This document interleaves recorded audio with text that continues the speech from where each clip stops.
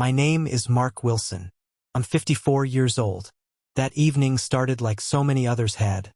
Ordinary, practiced, dressed in the kind of politeness that only families with too many secrets can pull off. I remember the color of the sky, pale blue drained of any warmth. The trees in the backyard were still, the kind of stillness that makes you feel like even the weather is watching. The table was set for 5.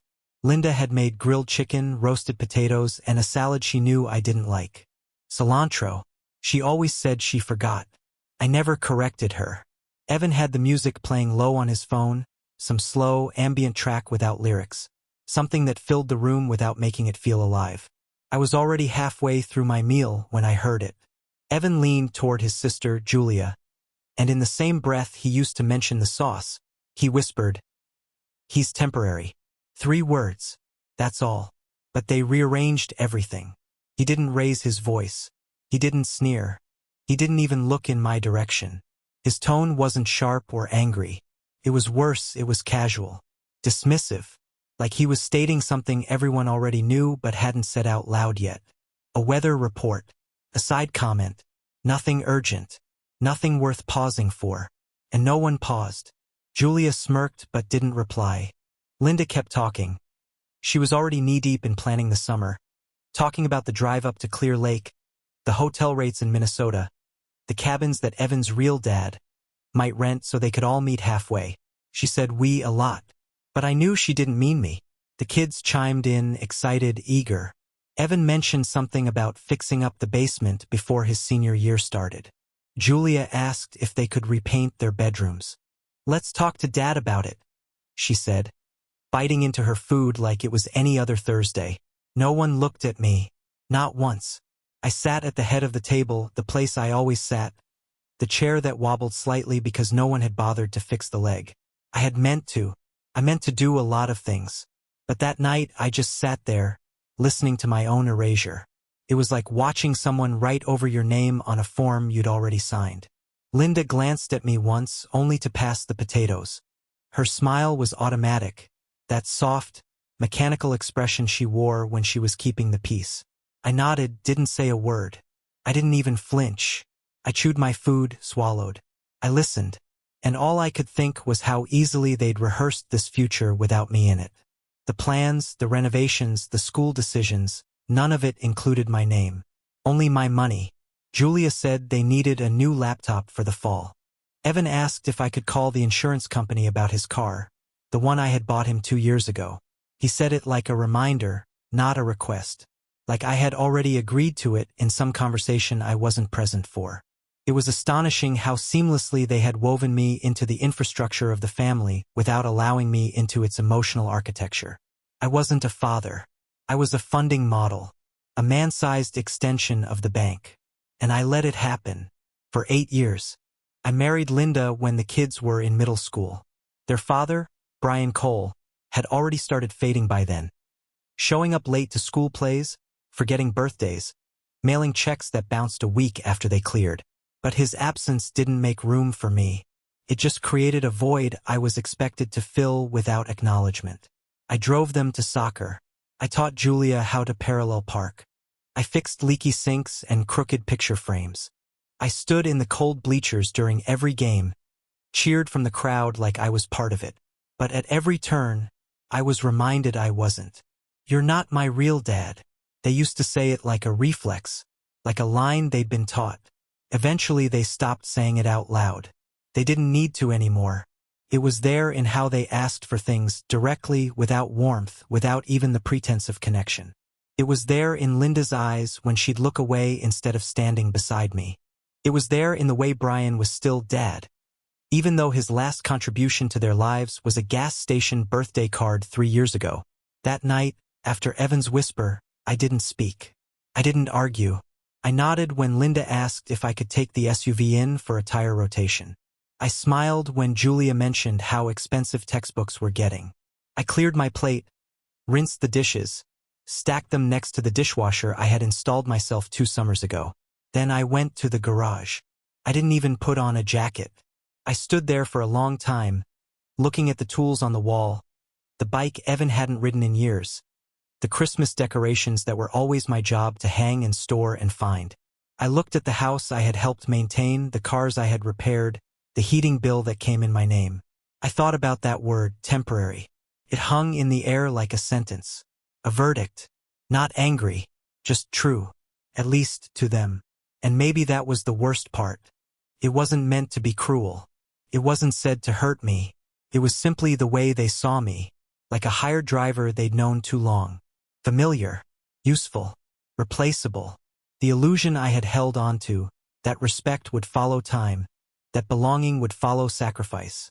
Shattered without a sound. They didn't hate me. That would have been easier. That would have meant emotion. They simply didn't see me. They had built a family around me, not with me. And Linda had helped build it that way.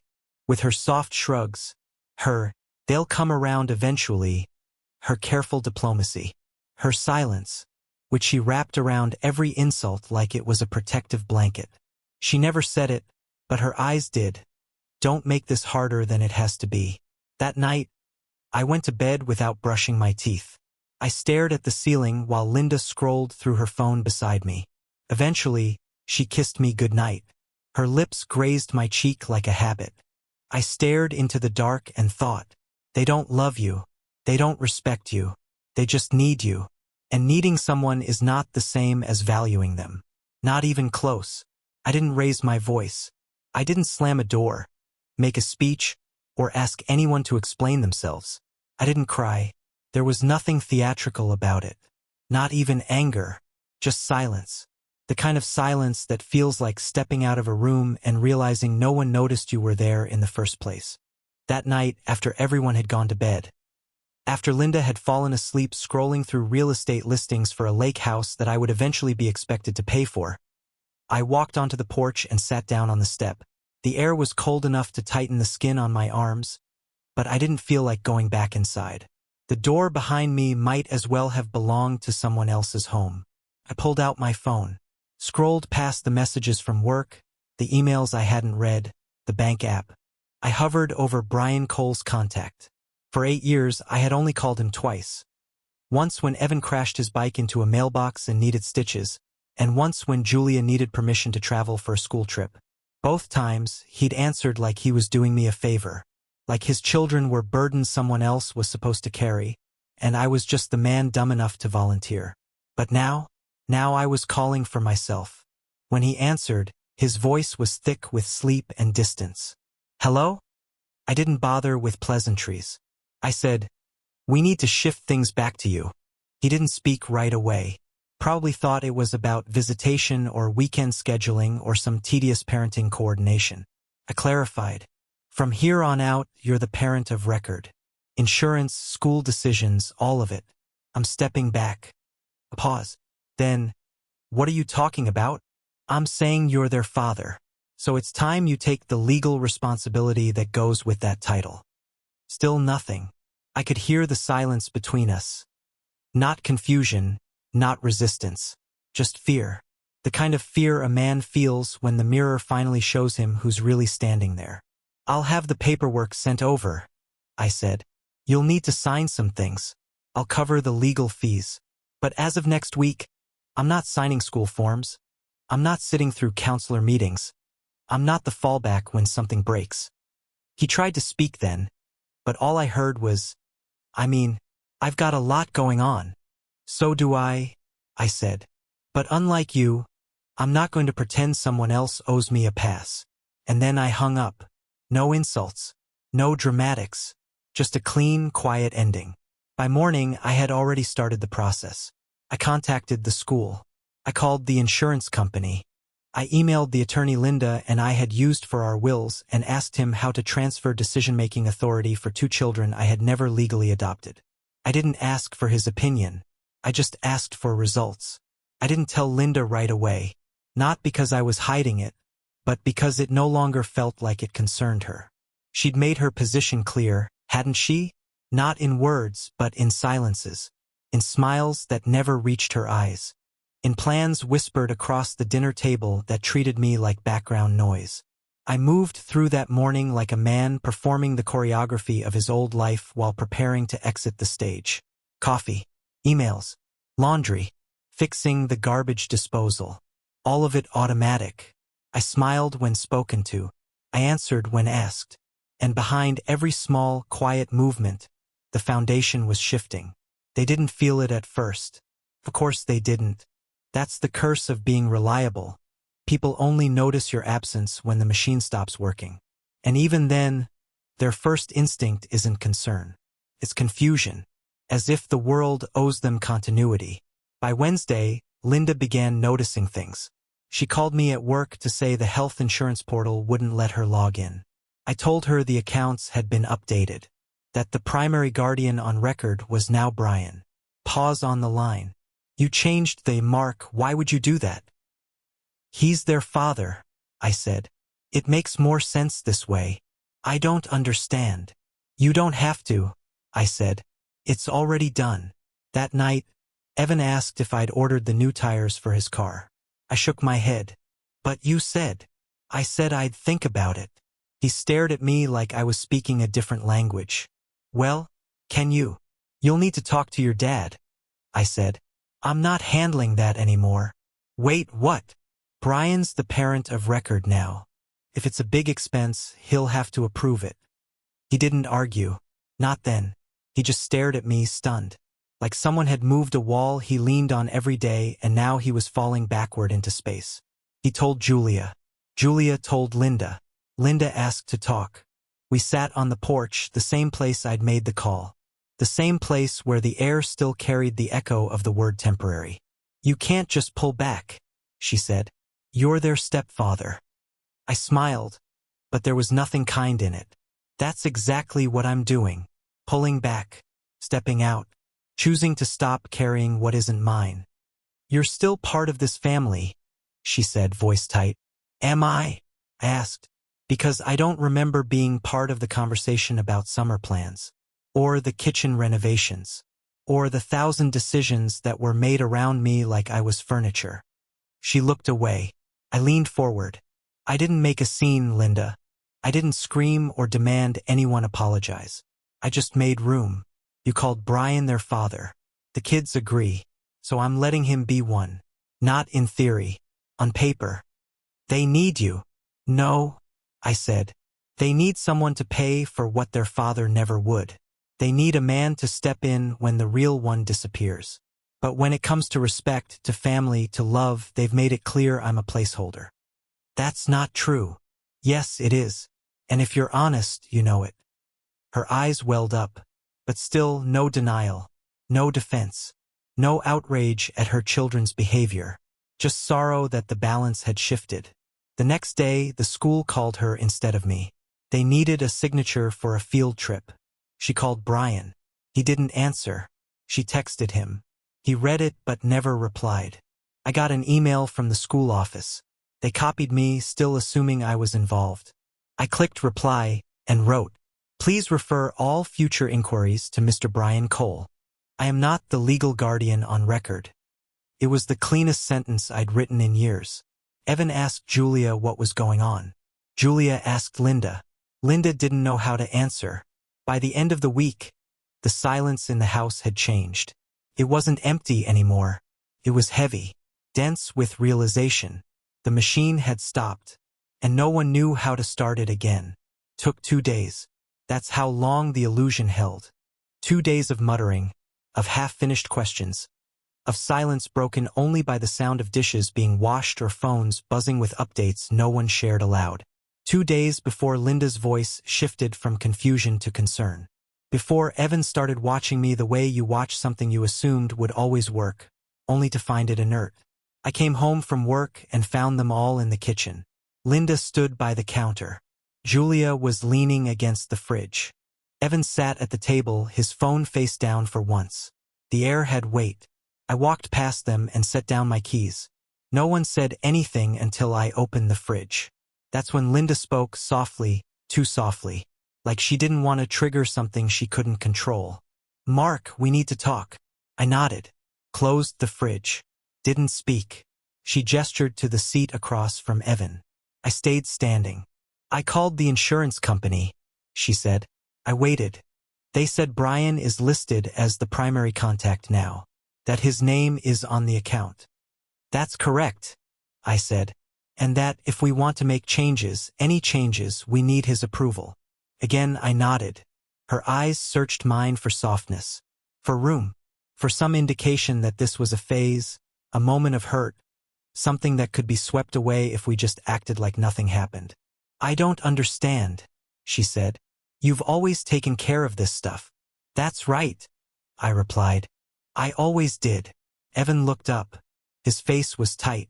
What are we supposed to do if he doesn't answer? Figure it out, I said. The words landed like bricks. Julia cleared her throat. We just thought maybe you took something the wrong way.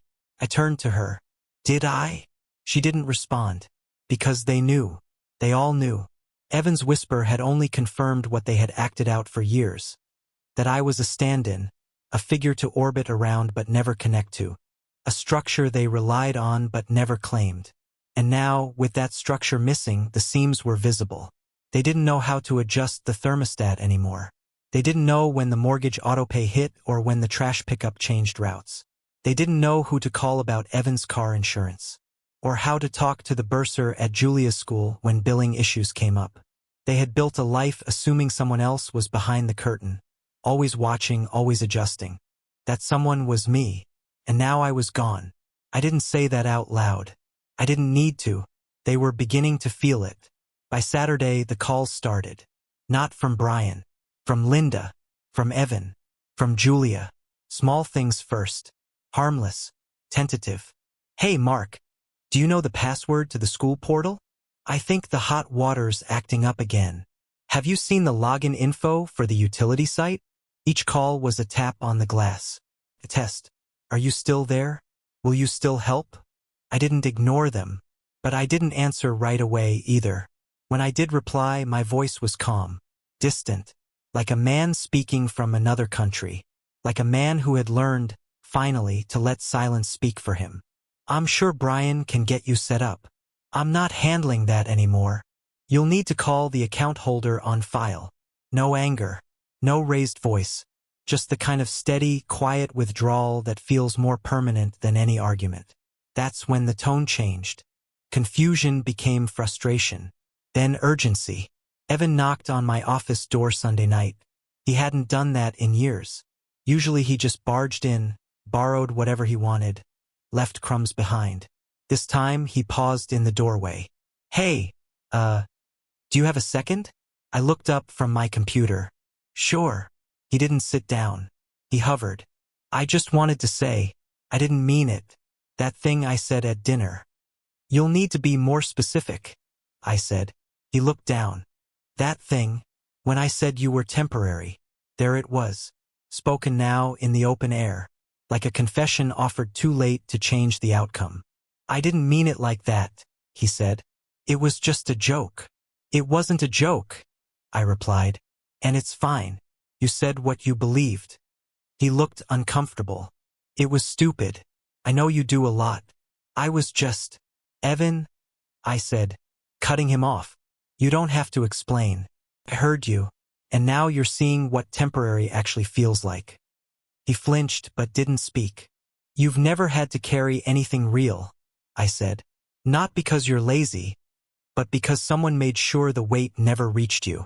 He looked at me then, really looked, like he was beginning to understand that the man who sat before him wasn't angry anymore. Just finished. I just thought, he started, but stopped himself, that I'd always be there. I finished for him. He nodded. I nodded back. Then I returned to my screen. He left without another word. That night, Linda waited until I climbed into bed before speaking. I think you've made your point. She didn't say it with malice. She said it like a woman trying to pull a man back into orbit. I stared at the ceiling. Mark, she said, turning toward me. They're trying. Evan came to talk to you. Yes, I said, because something stopped working, not because he changed. That's not fair. No, I said, it's not. None of this has ever been fair. She was quiet for a long time. Then, softly, do you still love them? I didn't answer. Because love wasn't the question. The question was, what are you willing to carry for people who won't even name you when they speak of their family? She reached for my hand. I didn't pull away, but I didn't hold on either. On Monday, a letter came from the school. They needed emergency contact information updated. Linda asked me to fill it out.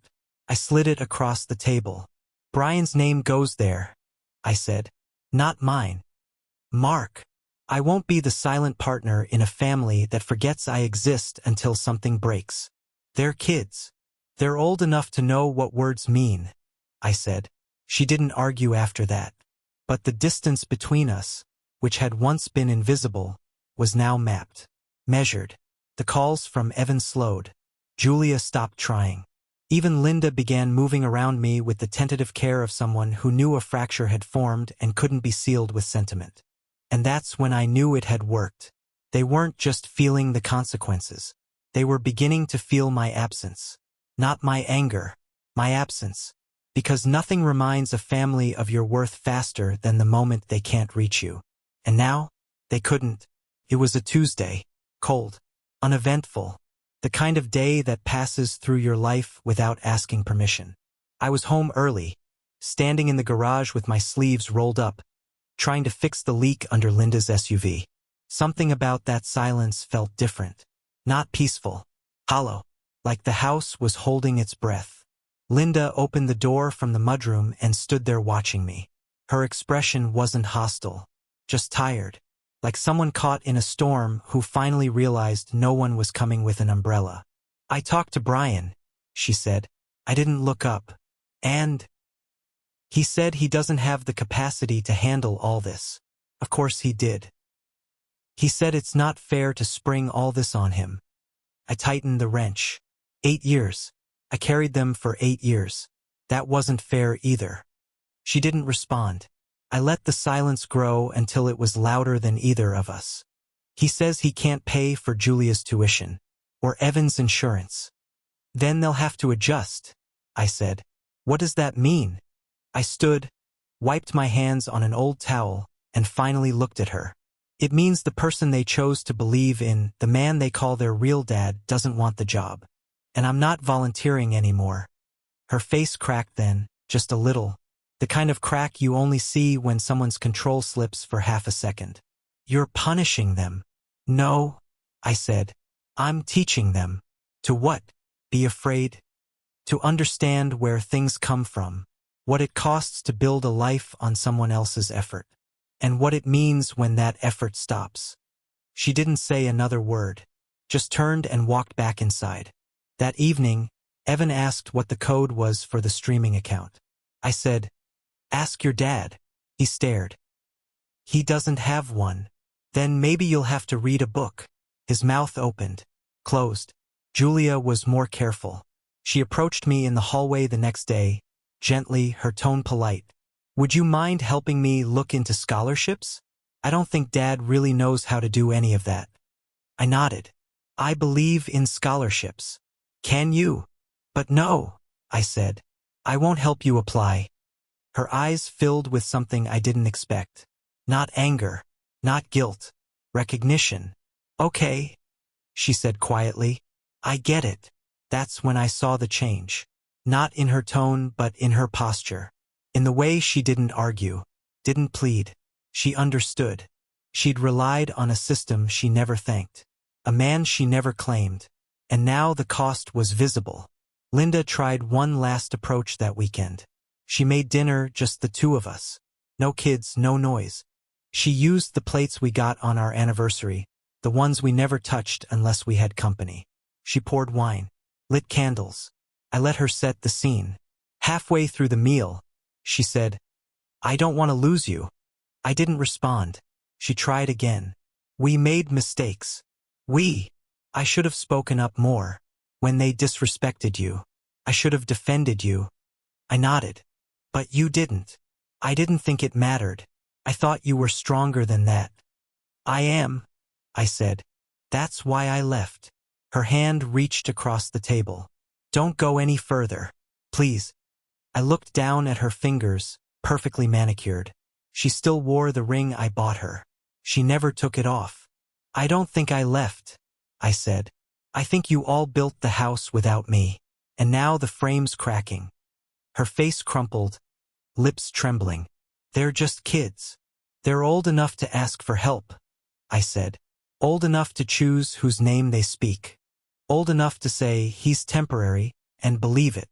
She looked at me like I was someone else. A man who had slipped through a crack in the floor. Do you love them? She whispered. I did, I said. But love without respect is a kind of servitude. I'm not interested in being invisible anymore. The next day, the water heater failed. Julia stood in the hallway shivering, a towel wrapped around her. It's ice, she said. What do we do? I handed her the plumber's number. Tell him your father will pay. She stared. But I raised a hand. Not your father. That's what Evan said. Remember? Tears welled up, but I didn't move. The moment had arrived. The moment when clarity slices through comfort like a blade. I wasn't temporary. Their respect was. Their belief in my permanence. Their assumption that I would always bend. Evan stormed into my office that night. You're ruining everything. No, I said. I'm revealing it. Nothing works without you. That's the point. He stood there shaking. So what, you're just gonna let us fail? I let you pretend long enough, I said. Now it's your turn to stand up. And Mom? He asked. You gonna walk away from her too? I stood. She already walked. She just did it without moving her feet. He didn't understand that. Not yet. But one day he would. That night, the lights flickered in the hallway. The bulbs I used to replace without being asked. No one replaced them. The next morning, I left before sunrise. No note, no goodbye, just absence. And in that absence, something became clear. The man they erased had been the foundation. Now that foundation was gone. And the structure they built without me, it would have to stand on its own. Or fall.